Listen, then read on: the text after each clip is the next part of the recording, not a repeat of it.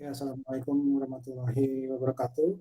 Kita ketemu lagi di mata kuliah Sistem Kendali Cerdas. Ya, untuk pertemuan kali ini kita akan melihat paper-paper atau jurnal penelitian terkait dengan neural network atau jaringan saraf tiruan. Saya sengaja ingin membahas ini biar Anda atau kalian semua itu punya gambaran sebenarnya apa saja sih yang bisa diteliti atau dijadikan topik skripsi kalau mau ngambil skripsi tentang JST pada apa namanya pada teknik elektro. Ya, jadi sebenarnya banyak ya aplikasi yang memanfaatkan jaringan saraf tiruan. Cuma masalahnya untuk mengaitkannya dengan jurusan atau program studi teknik elektro itu ya nggak bisa asal topik karena penggunaan jaringan saraf tiruan itu luas dan itu terkait dengan data. Nah, jadi ada banyak aplikasi yang menggunakan JST dan salah satu dari penggunanya adalah hal-hal yang terkait dengan jurusan atau prodi teknik elektro. Oke, kita lihat dulu ya.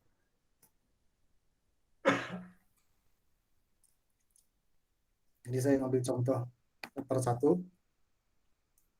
Ya, di sini. Ini kalian juga bisa lihat. Nah, ini adalah implementasi jaringan saraf tiruan, backpropagation, dan self-organizing map menggunakan sensor gas semikonduktor sebagai identifikasi jenis gas.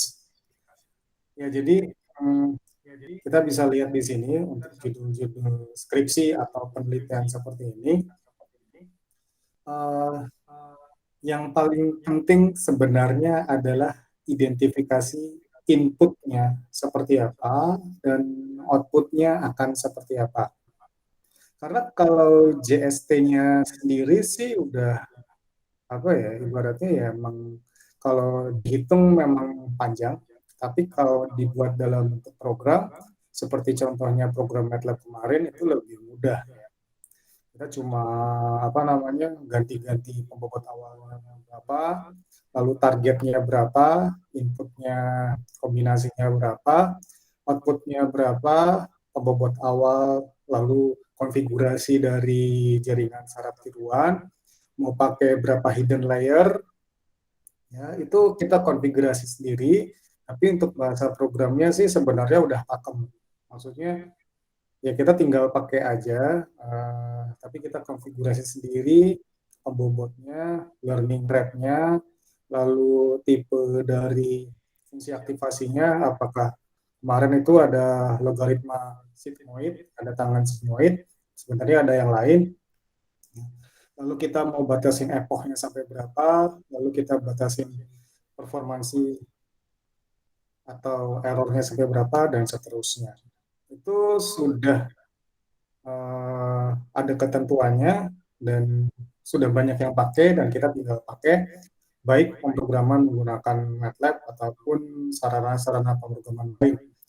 Jadi nggak usah takut kita disuruh ngitung pembobot karena ngitung pembobot itu memang panjang dan lama. Tetapi nanti ketika kita menggunakan CST ya kita tinggal pakai programnya itu yang hitungin pembobot sampai berapa kali iterasi atau epoch. Ya jadi tapi tetap saya mengharapkan Anda semua itu tahu bagaimana cara melakukan update pembobot. Jadi jangan sampai cuma tahu copy program doang tapi nggak tahu di dalamnya itu ngapain si program. Ya, di dalam program itu sebenarnya ya dia melakukan update pembobot berdasarkan gradient descent ya, terkait dengan fungsi error yang berantai. Jadi dikasih pola sekian, input sekian, ada target outputnya, kan kita udah tahu masing-masing input nanti dikalikan pembobot, masuk ke hidden layer, lalu ada fungsi aktivasi, kalikan pembobot lagi, dan seterusnya, tergantung dari berapa jumlah layer. Nah, kombinasi pembobot yang tepat, nilai yang tepat, itu akan memetakan dengan pas ya antara input dan output.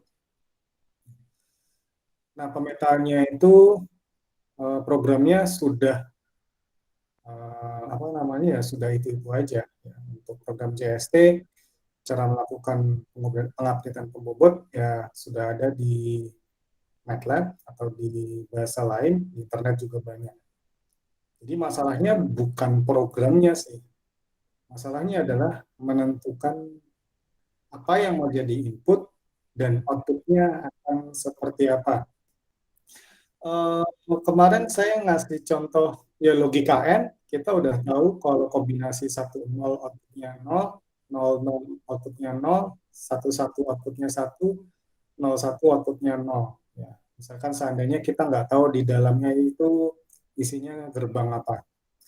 Tapi di sini kita akan melihat contoh-contoh yang lebih luas dan nggak hanya terkait dengan apa namanya pengupdatean pembobot, tetapi lebih ke bagaimana cara kita mengolah input dan output. Jadi di sini kita bisa lihat, ya, di sini penelitiannya adalah untuk melakukan identifikasi gas. Ya. Jadi di sini dia menggunakan 8 sensor semikonduktor komersial untuk digunakan pada 8 jenis larutan yang mudah menguap. Jadi kita bisa lihat di sini, oh berarti si JST ini dia ingin melakukan klasifikasi gas. Karena gas itu ada macam-macam, dan saat si JST ini udah belajar memisahkan gas ini gas apa dan gas yang lain apa, dapat error yang kecil, lalu ya udah intinya error yang kecil, dia bisa diaplikasikan pada uh, jenis gas yang kita nggak ketahui itu gas apa. Jadi si JST-nya itu akan mengidentifikasi gas-gas yang kita nggak tahu itu sebagai gas apa. Ya. Nah, kita bisa lihat di sini, ini sepertinya ini sih dia lebih kayak bikin simulasi hidung di sini. Jadi di sini ada jenis gas. Di sini kita bisa lihat ada TGS 813, TGS 2442, sensornya TGS 2602, TGS 2610, TGS 2611, dan seterusnya. Nah, keluaran dari sensor ini akan dideteksi dan dimasukkan ke dalam ATmega. Ceritanya itu lalu dikoneksikan ke komputer. Keluarannya berupa tegangan. Ya, keluarannya berupa tegangan. Jadi kita pakai di sini ada 8 sensor. Ya. Lalu ini adalah proses JST-nya sendiri yang update-update pembobot lagi. Bahwa ini adalah proses JST-nya, hitung pembobot, ini rumusnya. Jadi harusnya kalian udah tahu caranya ya. Jadi kalau melihat rumusnya kesannya susah, padahal ya, itu bisa dihitung.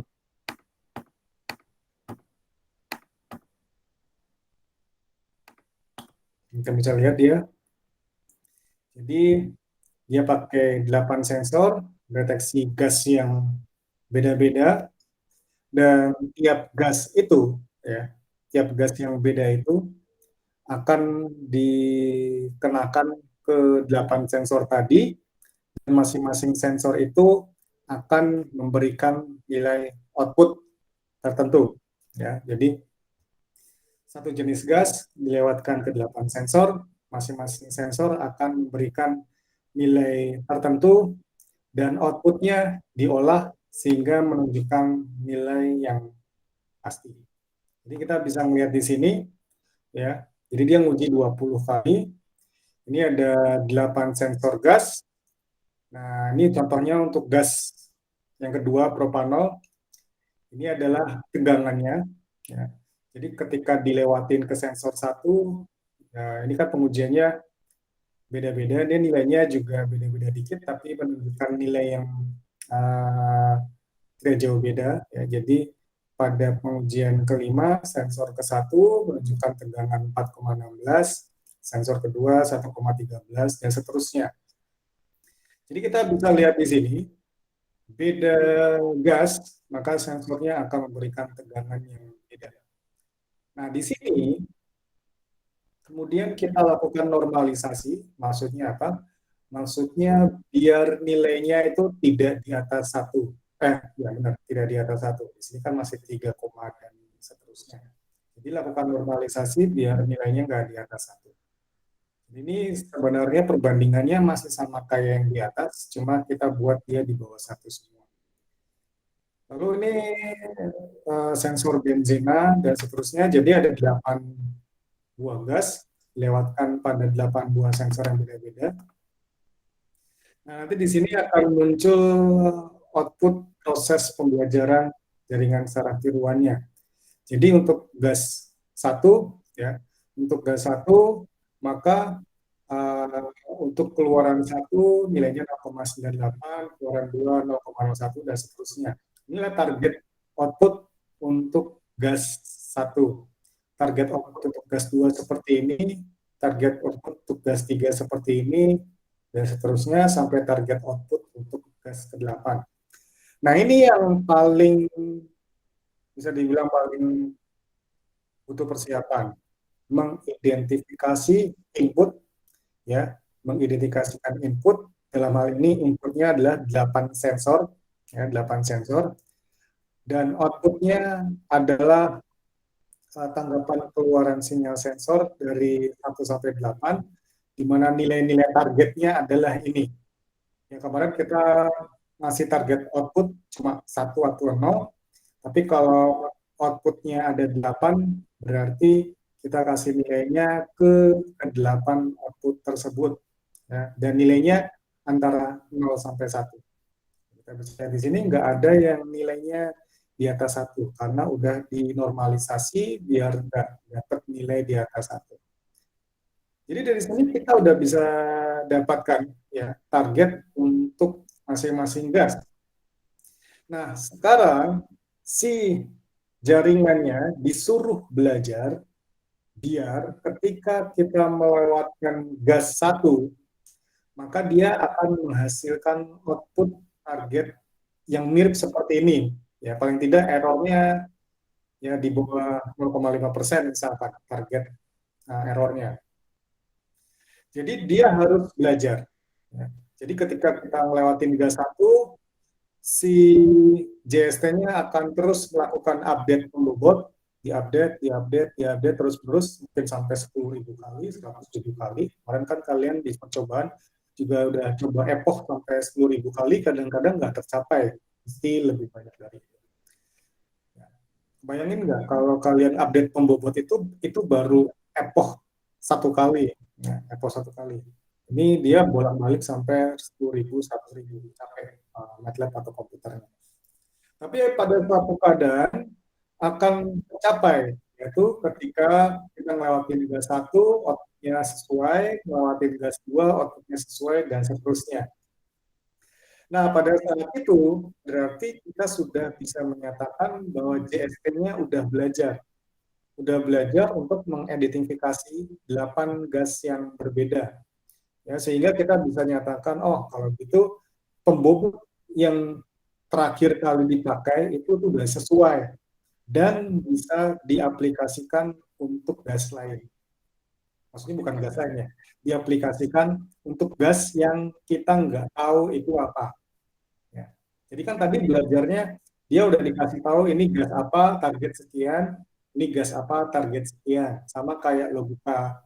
Kalau satu targetnya satu, sorry, kalau satu nol targetnya nol, kalau satu satu targetnya satu.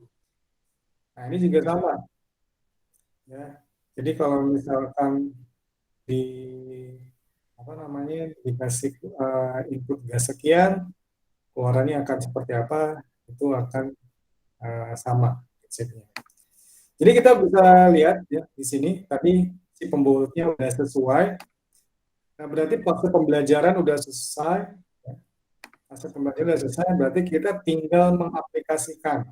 Di sini dia ngasih kesimpulan bahwa nilai target tercapai saat epochnya 4.801. Ya, dan hasilnya cukup baik. Ini pada epoch 4.801. Ya. Lalu dilakukan normalisasi dan dilakukan uji, ya, ujinya terhadap 8 gas yang berbeda tadi. Benar nggak sih dia mengidentifikasi dengan tepat? Ya, benar nggak ya dia mengidentifikasi dengan tepat?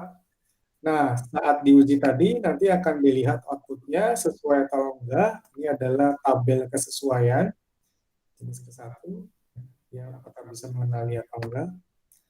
Nah, kesimpulannya dia gagal 4 kali, jadi 4 kali dia nggak mengidentifikasi gas dengan tepat dan berhasil 32 kali. Jadi tingkat keberhasilannya 87,5%. Nah, itu adalah contoh aplikasi jaringan saraf tiruan untuk mengidentifikasi gas yang berbeda. Elektronnya terletak di sensor, ya. Dia sensornya mengubah dari apa namanya pendeteksian menjadi tegangan, ya, bisa masuk ke AMEGA lalu masuk ke PC. Ya, jadi itu contoh aplikasi JST pada identifikasi gas. Lalu contoh ininya, ya, contoh yang lain, dia juga bisa digunakan untuk mengidentifikasi gambar atau citra. Ya, jadi beda sama tadi. Kalau tadi inputnya adalah sensor, maka di sini inputnya adalah pixel. Ya, jadi di sini inputnya adalah pixel karena citra di sini satu citra itu kan terdiri dari berapa pixel kali berapa pixel. Jadi misalkan 100 pixel kali 100 pixel berarti ada 10.000. Lalu setelah itu dilakukan grayscale untuk memisahkan gambar yang ya biar kita bisa dapat gambar gelap terangnya, ya. Sehingga pada grayscale itu kita bisa identifikasikan kalau gelap logika satu, kalau terang logika 0. Nah, berarti nanti kita bisa belajar, ya, dari citra-citra tersebut untuk menghasilkan kesimpulan citra yang sesuai. Misalkan kalau citranya gambar kucing, dia akan memberikan logika satu untuk kucing. Misalkan. Kalau citranya gambar kerbau, dia akan memberikan logika satu bagi kerbau. Ya. Jadi di sini kita bisa lihat citranya itu adalah DMP, berapa pixel kali berapa pixel. Nah, lalu dia setelah dikasih target dan dilakukan pembelajaran, lalu si apa namanya si JSN-nya akan belajar terus-menerus dan melakukan pengupdatean pembobot sampai targetnya tercapai atau nilai errornya mencapai nilai lebih kecil dari nilai tertentu. Nah, pada saat itu pembobotnya akan digunakan untuk mengidentifikasi citra-citra yang sebagai citra yang mau diuji. Nah, dari situ baru diukur tingkat keberhasilannya, diujinya. Ya, pada waktu menguji kubus, dia bisa mengenali kubus banyak 90,24% kali. Lalu ini bisa dikenali 60,75% kali dan seterusnya.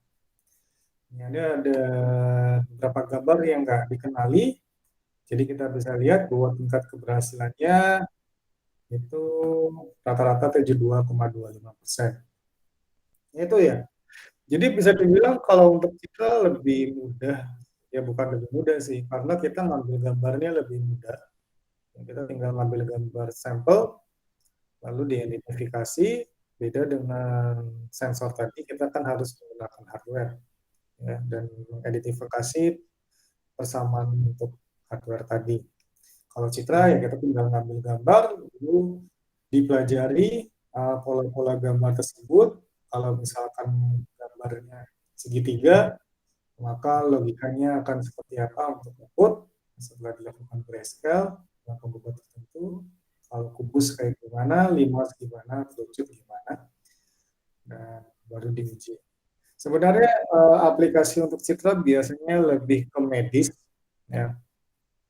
Kenapa ke medis? Karena kita sama-sama tahu bahwa misalkan di dalam foto ronsen atau foto organ dalam manusia itu ada yang tidak apa namanya ya yang Misalkan gini, gambar citra paru-paru orang yang sehat dan yang sakit itu beda. Cuma biasanya mata manusia itu secara awam itu nggak bisa membedakan citra paru-paru yang sehat, gambar ronsennya, dan yang sakit. Nah, si JST ini dia bisa disuruh belajar membedakan gambar citra paru-paru yang sehat dan citra yang sakit dengan cara memberi gambar uh, mungkin ratusan citra paru-paru yang sehat dan yang sakit. Ya, jadi kalau citranya untuk paru-paru sehat, outputnya dikasih logika satu misalkan. Kalau citra paru-paru sakit, outputnya dikasih logika nol. Ya, dikasih pembelajaran terus-menerus sampai si ST-nya itu dapat pembobot yang pas untuk gambar masukan yang berbeda-beda tadi, sehingga ketika kita memasukkan gambar citra paru-paru yang kita nggak tahu apakah itu gambar sehat atau sakit, ya apa namanya ya si JST-nya itu bisa menentukan. Sebenarnya kalau misalkan kayak Ginos itu juga prinsipnya seperti itu. Ya dia membedakan apa namanya hembusan nafas untuk orang yang terkena COVID dan yang tidak. Jadi diuji bolak-balik kalau yang kena COVID dia responnya atau outputnya bakal seperti ini. Jadi dikasih tahu oh ini orang sehat, hembusan nafasnya gini, sensornya deteksi, lalu dia kasih output sehat. Dan kalau orang yang kena COVID dia dikasih apa namanya output untuk orang yang sakit. Lalu JST-nya sebenarnya akan belajar sehingga nanti ketika dia diberi nafas yang kita nggak tahu, si ginosnya bisa ngasih tahu. Itu prinsipnya, jadi pakai kecerdasan buatan. Jadi memang basicnya dari situ. Ya. Jadi untuk citra itu lebih ke medis ya. Kenapa? Karena bedain gambar kayak gini ya bisa, cuma kan kadang-kadang bingung buat apa. Ini kan kita bisa bedain sendiri. Ya biasanya untuk medis ketika kita nggak tahu citranya itu menunjukkan gambar yang bagus atau enggak. Oke, ini untuk paper 2 yang ini. Nah, ini yang sebenarnya nggak terlalu terkait dengan elektro, ya, dengan elektro. Kenapa? Karena dia memprediksi laju pertumbuhan penduduk. Cuma saya ingin lebih menekankan JST di sini itu sebagai suatu sarana untuk melakukan prediksi. Jadi melakukan prediksi. Jadi kita bisa melihat di sini, ya, ini sebenarnya sama-sama aja prinsip JST. Ada gambar neuron, lalu ada fungsi aktivasi sekian-sekian. Juga sama, yang kita butuhkan di sini, dia inputnya apa sih, dan target outputnya apa. Ya. Jadi kita nggak akan melihat jaringan secara tiruannya gimana-gimana. Ya. Karena sama-sama aja. JST untuk propagation, ya gitu-gitu aja. Ya. Jadi yang penting itu adalah inputnya kayak gimana. Nah, kita bisa lihat di sini, ya. Di sini adalah dia melakukan prediksi berdasarkan jumlah penduduk laki-laki dan perempuan, ya, walaupun agak aneh karena nggak dilihat umurnya. Tapi nggak masalah, ya, nggak masalah. Jadi dia ngasih data-data tahun-tahun sebelumnya. Kalau penduduknya laki-lakinya sekian, perempuannya sekian, ya, maka output target pertumbuhannya akan seperti apa. Untuk tahun-tahun sebelumnya, itu kita tinggal ngambil data dari BPS aja. Kan di data BPS ada, kalau cowok sekian, cewek sekian, pertumbuhan sekian. Tahun kedua sekian, tahun ketiga sekian, tahun dan seterusnya sekian. Nah, lalu dia akan belajar JST-nya berdasarkan pengalaman tahun sebelumnya. Berdasarkan input yang sangat simpel, yaitu cuma jumlah pria dan jumlah wanita. Nggak peduli dia masih bayi atau bukan usia subur lagi atau dan lain-lain. Ya, cuma dari situ. Ya. Kalau dari segi metodologi memang masih dipertanyakan, tapi ya. Nah, setelah itu lalu dinormalisasi biar nilainya di bawah satu, ya, dinormalisasi di bawah satu, dan akhirnya juga dinormalisasi juga yang di bawah satu. Jadi dia belajar dari masa lalu, bisa dibilang seperti itu ya. Belajar dari masa lalu, perkembangan populasi pria dan wanita dan dihubungkan dengan perkembangan penduduk. Nah, berdasarkan data masa lalu itu, dia mau memprediksi pertumbuhan penduduk di masa mendatang. Ya, ini dia. Jadi masa datang, ini rancangan parameternya gini-gini aja sih, epoch sekian, parameter epoch sekian, lalu apa namanya, fungsi aktivasinya sigmoid biner, itu ya sebenarnya kita tinggal ngasih aja. Ya, dia pakai MATLAB juga. Lalu setelah itu dia didapatkan hubungan bobotnya dan didapatkan kesimpulan tertentu ya. Seperti ini. Jadi ini lebih ke prediksi masa depan. Nah, sekarang paper yang ini studi kasus pengenalan jenis kopi ya. Studi kasus pengenalan jenis kopi. Jadi kalian juga bisa sih nanti kalau pakai JST studi kasus pengenalan jenis teh, pengenalan jenis martabak dan lain-lain ya terserah. Nah, ini mirip seperti yang gas kemarin. Nah, ini seperti gas kemarin. Biasanya gitu-gitu aja pakai propagation, aktivasi sekian. Ya, lalu cara belajarnya ya juga gitu-gitu aja, nggak ada yang istimewa. Dan propagation juga sama aja. Nah, yang paling penting adalah ini. Ini kita ini adalah cara kita melalui proses pencocokan pola, ya, proses pencocokan pola, di mana pola ini adalah pola sinyal terhadap kopi tertentu. Ya, jadi di sini adalah ragam pola yang mirip, dan ini adalah terhadap sensor yang dipakai. Jadi mirip kayak gas tadi, di sini kita pakai kopi yang beda-beda dan sensor yang beda-beda, dan digunakan untuk mengklasifikasi kopi-kopinya. Ini ada faktor korelasi yang bisa dihitung dengan persamaan ini untuk menentukan korelasi dari input terhadap kopi yang dijadikan sebagai sampel. Nah, di sini kita bisa lihat kopi-kopi yang digunakan.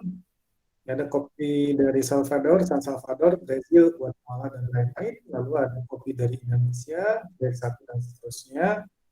Lalu kopinya dipanggang, ditumbuk, lalu dimasukkan air, diaduk, diberi dingin sampai 60 derajat Celcius, lalu dia diukur. Diukurnya dia pakai 7 sensor. Ada ukuran diaktil fosfat, ada 0,555, 0,37, metil, dan lain-lain. Dia pakai 7 sensor, berarti inputnya ada 7. Sehingga kita ingin melakukan klasifikasi, kalau misalkan kopinya gini, misalkan pakai kopi kapal api misalkan, maka respon sensornya akan seperti apa berdasarkan respon tadi. Ya. Nah, keluaran dari sensor pengecap tadi adalah perubahan potensial atau tegangan, dan dia diambil relatif terhadap tegangan kopi dari San Salvador, El Salvador. Ini ya kopi El Salvador, apakah dia lebih besar dari 0 atau lebih besar daripada kopi San Salvador atau enggak. Jadi ini adalah jenis kopinya, dan ini adalah sensornya. Ya. Jadi sensor 1, sensor 2, sensor 3, sensor 4, sensor 5, sensor 6, sensor 7. Nah, ketujuh sensor itu menghasilkan tegangan yang berbeda-beda untuk jenis kopi yang berbeda-beda. Jadi kita bisa lihat grafiknya dari sini. Kalau pakai kopi kapal api misalkan, maka tegangannya min 10 untuk kopi kapal api. Tapi kalau kopinya kopi dari Arab, beda lagi. Nah, sekarang dia menggunakan sistem sensor yang sama untuk masing-masing kemasan. Jadi di sini kopinya yang dites. Kalau di sini sensornya yang dites. Nah, kita bisa lihat di sini, ya, ini ini dia pakai jenis kopi kemasan, ya, dan semuanya bebas gula. Dia akan menunjukkan beda potensial tertentu. Nah, lalu dari situ kita udah bisa ambil kesimpulan ya, hubungan antara input dan output dari kopi yang berbeda terhadap tegangan pada masing-masing sensor. Dan itu yang akan dilakukan untuk mengklasifikasi. Ya. Jadi klasifikasinya cuma tiga, biji kopi Indonesia, biji kopi non Indonesia, dan kopi kemasan. Jadi di sini ada sensor tadi ya, ada 7 sensor. Kalau kita masukkan biji kopi Indonesia, dia akan belajar, update pembobot, sehingga ngambil kasih kesimpulan biji kopi Indonesia 1 misalkan non Indonesia dan kopi kemasan 0. Kalau dikasih kopi non Indonesia ini 010, kalau dikasih kopi kemasan 001. Ini dilakukan pembelajaran terus-menerus sampai dapat nilai pembobot yang pas, sehingga kita bisa gunakan nilai pembobot tadi untuk melakukan klasifikasi terhadap kopi. Jadi dilatih terus, ini diganti apa namanya, errornya mau berapa, momentumnya mau berapa, learning rate-nya atau laju belajarnya mau berapa. Ya, jadi kalau skripsi tentang JST ya lamanya di situ, ya, menentukan mau pakai learning rate berapa, menentukan target errornya berapa, lalu menentukan pembobot awalnya berapa, atau di situ ada istilah minimum lokal sama minimum global. Jangan sampai dia terjebak di minimum lokal sehingga nggak maju-maju. Oke, lalu setelah didapatkan nilai error yang kecil, itu berarti kita udah dapat pembobot yang sesuai untuk semua jenis kopi, sehingga kita tinggal menguji, memasukkan jenis kopi-kopi yang belum dikenali, dan kita sesuaikan apakah benar si JST-nya itu mengidentifikasi dengan jenis kopi yang tepat atau tidak. Jadi kita bisa lihat di sini dari hasil pengenalan tadi, seperti ini. Jadi ini bisa dilihat di sini. Ya, jadi ini bisa performasinya cukup baik katanya. Jadi dia bisa mengambil kesimpulan untuk akurasi 90%, itu dibutuhin data cacat bobot 50 dan 500 data latihan. Jadi dia butuh apa namanya bolak-balik pakai 500 kali apa namanya latihan. Ini kurang lebih seperti itu ya. Jadi itu ya contoh-contoh aplikasi dari jaringan saraf tiruan ya. Kita bisa lihat sebenarnya cukup banyak ya, tapi yang terkait dengan elektro itu bisa forecasting ya, forecastingnya misalkan forecasting kebutuhan tenaga listrik masih ada kaitannya sama elektro, misalkan berdasarkan input kebutuhan listrik di daerah ini kita akan memprediksi kebutuhan listrik di daerah ini sekian sekian sekian. Yang jadi masalah adalah inputnya apa. Apakah inputnya jumlah laki-laki dan jumlah perempuan? Ya, nyambung juga. Apakah inputnya jumlah perumahan? Apakah inputnya perkembangan penduduk? Apakah apa namanya angka kelahiran yang nggak tahu itu terserah. Outputnya adalah kebutuhan KWH atau kebutuhan suplai daya di suatu daerah. Nah, misalkan itu untuk forecasting, dan fungsinya untuk ngasih tahu ke PLN bahwa dia butuh pembangkit baru kira-kira kapan dan kapasitasnya berapa. Itu forecasting. Bisa juga citra, citra itu masih ada kaitan dengan elektro karena gambar itu sebenarnya adalah sinyal ya. Gambar itu adalah sinyal 2 dimensi. Kita bisa pakai discrete Fourier transform atau fast Fourier transform pada citra jadi ada nyambung. Bisa juga yang terkait dengan identifikasi menggunakan sensor. Karena sensor itu sendiri ya pasti ada tegangannya, ada hubungannya dengan elektro. Identifikasinya juga macam-macam. Tadi identifikasi kopi sama gas. Ya, siapa tahu mau identifikasi uh, durian udah matang atau belum, kita ngasih apa namanya sensor durian udah matang menunjukkan ngasih tegangan berapa, kalau belum matang ngasih tegangan berapa, sehingga ketika kita kasih sensor itu ke duran yang kita udah nggak tahu nggak matang atau enggak, si JST-nya bisa ngasih tahu dan kita bisa langsung cek benar atau enggak. Atau mau cek, hmm, ya banyak sih ya kalau bisa kan cari di apa namanya, cari di topik penelitian tentang neural network itu di luar negeri juga banyak ya. Baik yang kaitannya dengan identifikasi klasifikasi sama seperti identifikasi klasifikasi kopi tadi, atau prediksi, atau mendeteksi ke apa namanya, ketidaksesuaian pada gambar citra yang biasanya dikaitkan dengan signal medis. Oke, sampai sini ada pertanyaan.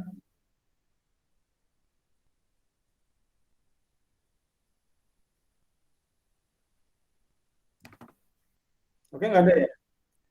Iya, jadi saya ngasih tugas di sini belum apa namanya, belum ada eh, tugasnya.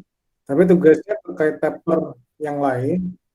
Jadi tugasnya adalah melakukan review paper terkait dengan jaringan saraf tiruan dan masih berhubungan dengan teknik elektro.